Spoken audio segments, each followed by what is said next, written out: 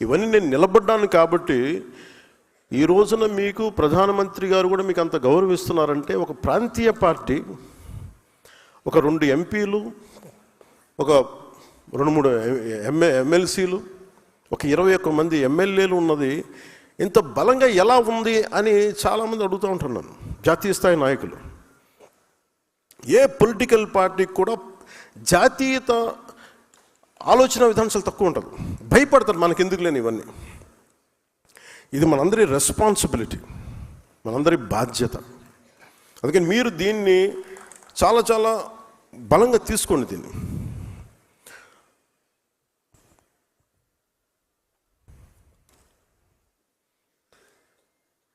భవిష్యత్తులో మనం ఏం చేద్దాం వీటన్నిటికీ మాట్లాడటానికి ఇంకొక 3.5 years టైం ఉంది. ఇంకా మనం చేయడానికి చాలా ఉంది. మీరు ఏ పదవి కూడా చిన్నది, ఏ పదవి పెద్దది అనుకోకుండా ఉన్న పదవిని మీరు కనుక సమర్థవంతంగా నిర్వహించగలిగితే, మీరు ఇదివరకు విన్నారా ఒక పంచాయతీరాజ్ శాఖ ఇంత బలం ఉంటుందని, ఒక పంచాయతీరాజ్ శాఖ ఇంత కదిలించగలదని? It all depends who takes that role and responsibility with complete commitment. ఇది నాకు వచ్చింది కాదు, మీకు వచ్చింది కూడా. మీరు ఒక మెంబర్ అవ్వచ్చు, డైరెక్టర్ అవ్వచ్చు, చైర్మన్ అవ్వచ్చు. మీరు ప్రతిరోజు ఆలోచించాల్సింది ఏం చేయగలం. ఉదాహరణకి మాల కార్పొరేషన్ చైర్మన్. గతంలో అంబేద్కర్ మనకి విదేశ దానికి ఆపేశారు, లేదంటే ఇంకోటి ఆపేశారు, ఇంకోటి జరగట్లేదు. ఈ మాల కార్పొరేషన్ సంబంధించి మన విద్యార్థులకి, యువతకి మనం ఏం చేయాలి? చైర్మన్ గారు కూర్చొని, పెద్దపూడి విజయ్ కుమార్ గారు కూర్చొని ఆలోచించాలి. ఒకసారి డబ్బులు కనిపించవు, డబ్బులు లేవని, ఫర్నిచర్ కూడా లేదని కొన్ని పరిస్థితులు కొన్నిసార్లు ఉంటాయి. 2 కుర్చీలు, టేబుల్స్ తప్ప ఏమీ లేవు. కానీ ఏదైనా సరే వ్యక్తే వ్యవస్థను నిర్మిస్తాడు, వ్యవస్థ వ్యక్తులు నిర్మిస్తుంది. ఈ రోజున ఒక వ్యక్తి వచ్చి నిర్మించాడు జనసేన, అది ఈరోజు వ్యవస్థ అయింది. రేపొద్దున వ్యవస్థ వ్యక్తులు నిర్మించాడు. అందువల్ల ఏ పదవి కూడా మీరు తక్కువ అనుకోవద్దు. ఏది తక్కువ, మనం ఎవరికి ఎక్కువ కాదు, తక్కువ కాదు. It all depend. మీరు పిండే కొద్ది రొట్టె, మీరు ఎంత సమర్థవంతంగా పనిచేస్తారో దాన్ని అంత ఇంపాక్ట్ఫుల్గా నీటి సంఘాలు మీరు పని చేయాలంటే మీరు ఎంత ఉందో మీకు పని చేయడానికి. రైతు కన్నీరు తొడవగలరు మీరు. అది కానీ మీరు పెట్టుకున్నారంటే చాలా చాలా అద్భుతం. మన ఈ మధ్యన అంటే ఇంకోటి, పొద్దున్నే మీటింగ్ అంటే జస్ట్ నేను ఎంత బాధ్యతగా ఉన్నాను చెప్పడానికి మీకు చెప్తున్నాను. ఒకటి, మీరు ప్రతి నాయకుడికి బాధ్యత తగ్గించాల్సిన అవసరం ఉంది.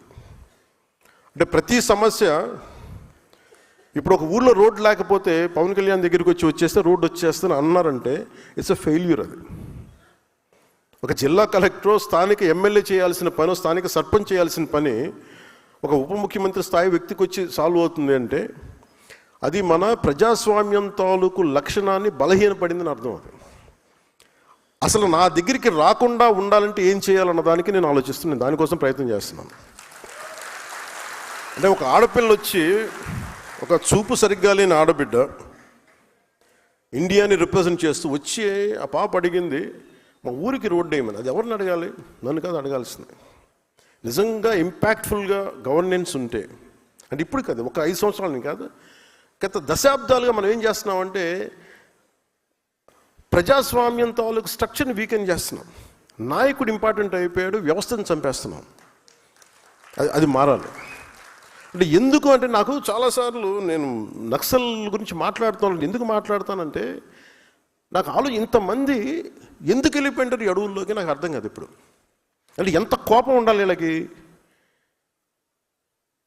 ఆ కోపం ఎక్కడికి పోదు. మనం ఆపరేషన్లు చేయండి, ఇంకోటి చేయండి, కగారు చేసినా కానీ అది ఇంకో ఫామ్ తీసుకుంటుంది అది. సో దానికి ఏం మారాలి? దాని అల్టిమేట్ మంది ఏంటి? Correction in democracy. What is a correction in democracy అంటే accountability in democracy, responsibility in democracy. అది చిన్న పదవా పెద్ద పదవాని కాదు. కోపం ఎక్కడికి పోద్ది?